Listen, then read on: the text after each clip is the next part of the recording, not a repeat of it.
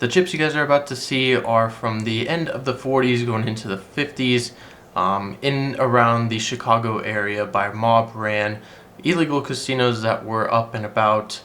This was towards the end of the Prohibition era, and you never know who you were going to see or what kind of action was going to happen. So before we get into more information, enjoy.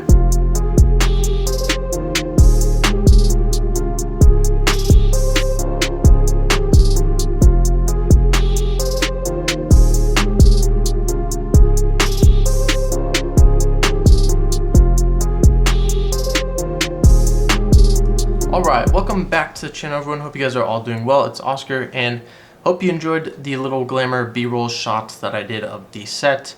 It's quite an impressive set, I have got to say, and it's probably one of the most, probably one of my most favorite sets I have, basically out of the ones I'm building. Of course, I have some TRK sets. TRK is always going to be up there.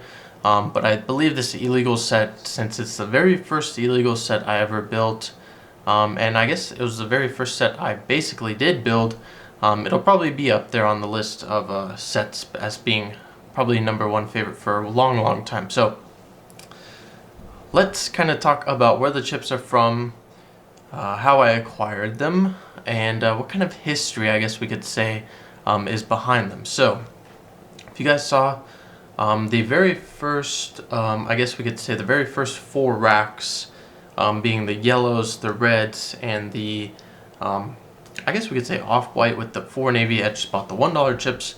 Those are from the 4807 club that was located in Cicero, Illinois, at 4807 West Cermak Road.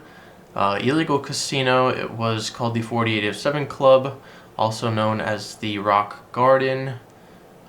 It was run by John T. Varlos, who was a part of the Chicago mob, and the place opened up in 1949. So end of the 40s. This wouldn't be kind of when Al Capone was in the area. Al Capone did die in 47, so this is kind of after him. But he did have one brother that was still alive. I'm pretty sure. Okay, Al Capone actually had 2 brothers still alive at this point. So his brother Ralph Capone died in 1974, so he was well and about still around the Cicero area around the end of the 40s into the 50s. And I believe in a Amazon Prime Video actually series that I've been watching, let's see what it's called. It is called The Making of the Making of the Mob Chicago. So it's basically kind of like a documentary series talking about Al Capone and kind of how he came up in the Chicago area after being, I believe it was around New York in the beginning, and then moving somewhere else, and then moving to Chicago, and kind of getting up and about in the Chicago area with the Irishmen up north, Capone down south, and then moving into Cicero and kind of basically taking Cicero over before ultimately things got pretty bad and he went to prison and then came back. But so his brother Ralph Capone was still alive at this point, as well as I do see here Richard James Hart is said to be Al Capone's brother. He was still alive in 52, but from my understanding Ralph Capone was still in the business during the end of the 40s into the 50s. So there's very well a chance that even Ralph Capone might have played with these chips, although I highly doubt it. I know this was in the Cicero area, so there may be some links with Mr. Capone and Mr. Varlos, but there was a, I think I've hinted about this little article called A Batch of Illegal Chips from Cicero by John Binder. In this GTCC kind of document he did write, he does talk about the 4807 Club. So it is here that the 4807 Club was in Cicero, Illinois, and there were for many years a major, even by the standards of the Chicago outfit, in Cicero handbook/gambling operation at the 4807 West Cermak, which seems to have operated during its heyday in the building with street addresses 4807 through 4809. And after an extensive search of the Chicago Tribune online archives, it's the only gambling place I found with the street number 4807 in Cicero. He goes on to say that the J&J Club at 2336 Cicero Avenue in Cicero, which was known as the Star Lounge in the 60s. While it has the same initials as the one type of chip, there was gambling at that location. It doesn't have, or it seems to have been quite minor in comparison to the action at 4807 Cermak, which is where the chips that I have, the 4807 Club chips, are from. And going on down here, so the fact that the two individuals with the first initial J, John Varlas or Varlos, and Joseph Vaccaro, aka Joseph Vacco or James Vaccaro, were often arrested as the keepers, operators of the 4807 or the sister location 4730 West Cermak, explains the J&J stamp on the chip, already linked to the 4807 Club by the Taylor & Co. records. And then we have this information also links the chip stamp JV with the 4807 Cermak address. JV is simply the first and last initials of Varlas, most likely given his later stature in the outfit, and Vaccaro. So, interestingly enough, John Varlos and Joseph Vaccaro, they have the same two, I guess we could say JV initials for first name, last name. They were both the keepers or the operators of the 4807 Club at 4807 West Cermak. And then we also have the JVT, the red chip. Additional newspaper information also ties the chip stamp JVT to John Varlas.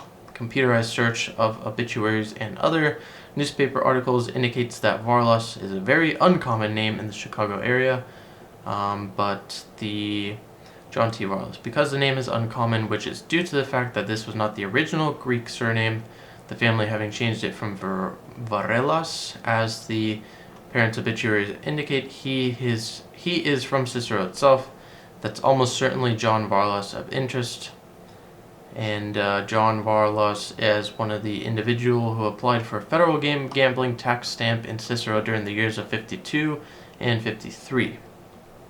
So, yeah, it's interesting. So, the 4807 Club, of course, was, as I'm understanding, one of the bigger illegal gambling spots in Cicero, which Cicero is it's like a suburb city right outside of Chicago, towards the west side of Illinois. So, obviously, Al Capone was mainly sanctioned in Chicago, but in like the making of the Mob of Chicago, in that documentary I'm watching, or the series, talks about how Al Capone was doing business with the Irishmen up north.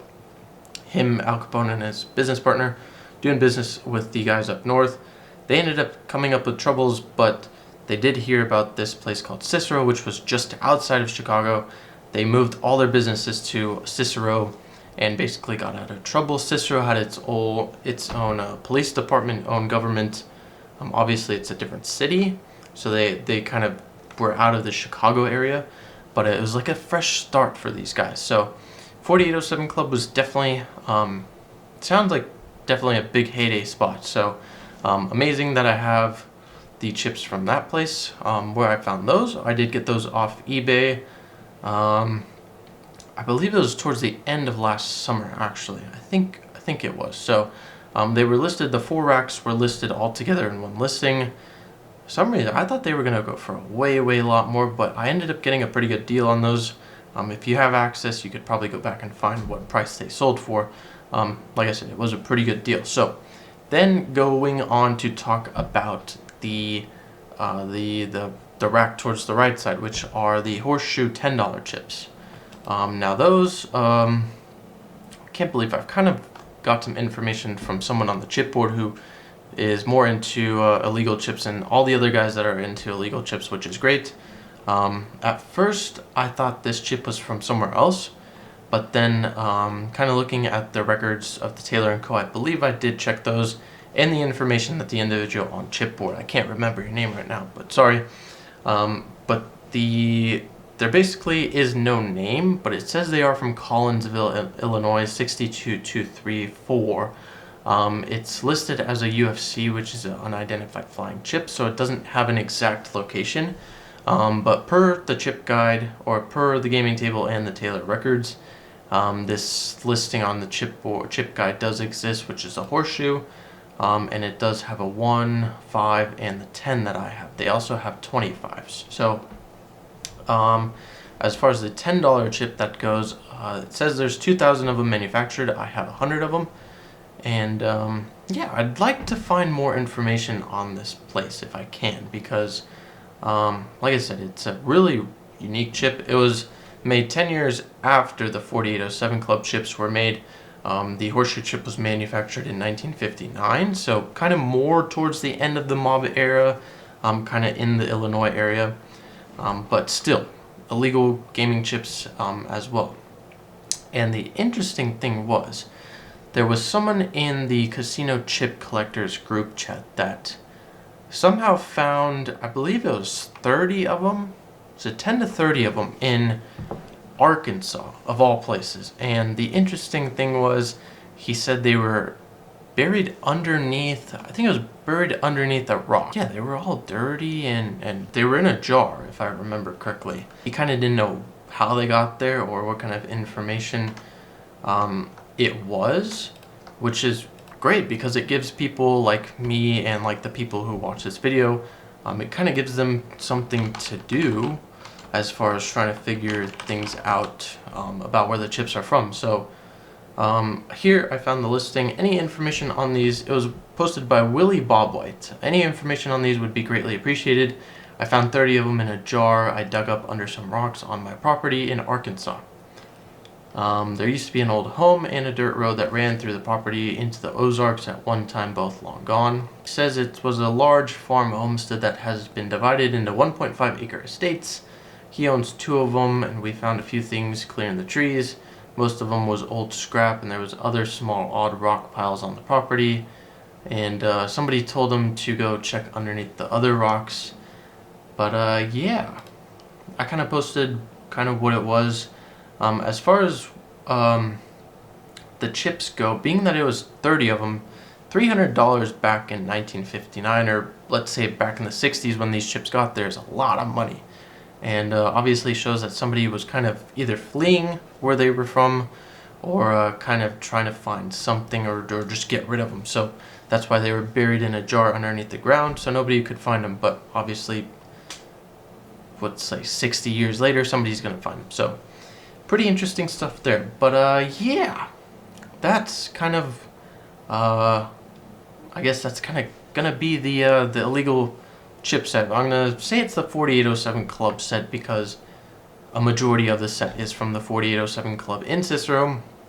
And like I said, it's one of my favorite chips, one of my favorite chip sets, some of the favorite chips ever in the world, just because the history behind it, what kind of potential history could be behind it. Could Frank Capone possibly have been there, because he was in the Cicero area around that time.